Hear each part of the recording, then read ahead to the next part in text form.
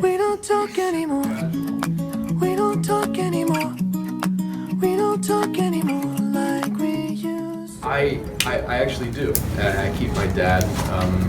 My dad came along with me to this trip to Asia, so you know, he put that initial investment by buying equipment for me in the early 2000s. So you know, I just like to show him like that his investment paid off, and my mom is completely, you know, she tells me all the time, like, I don't care who you are, you're still waiting to get a reservation for dinner with us. You're still waiting with us. It's and I like that too, because it just reminds me of where I came from. Dress you wearing tonight. If he's holding on to you so tight, the way I did before.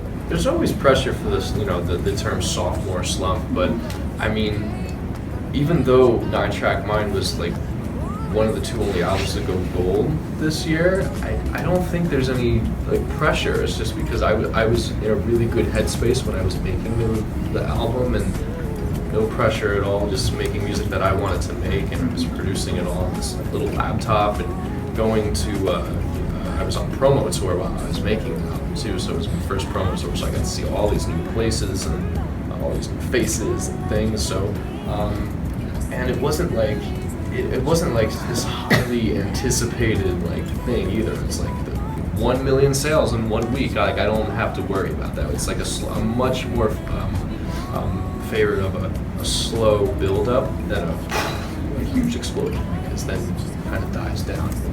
Build things, you know, slowly. It kind of, your fan base stays with you. Your love was a game. Now I can't get you out of my brain.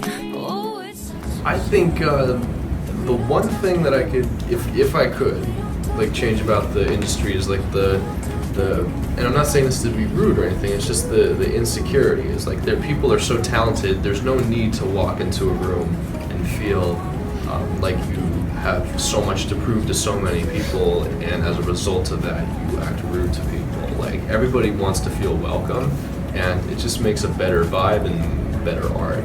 You're nice to people, so that's why I always make a conscious effort when I walk into a room to never, you know, unfortunately the word is kind of tainted, act like an artist, because there's no need for that. We're all people, we're all kind of cut from the same cloth, a distant relative and who knows where, and it doesn't really, acting like an ass doesn't really lend to music, you know, to making good music, so I want to be the most humble pop star.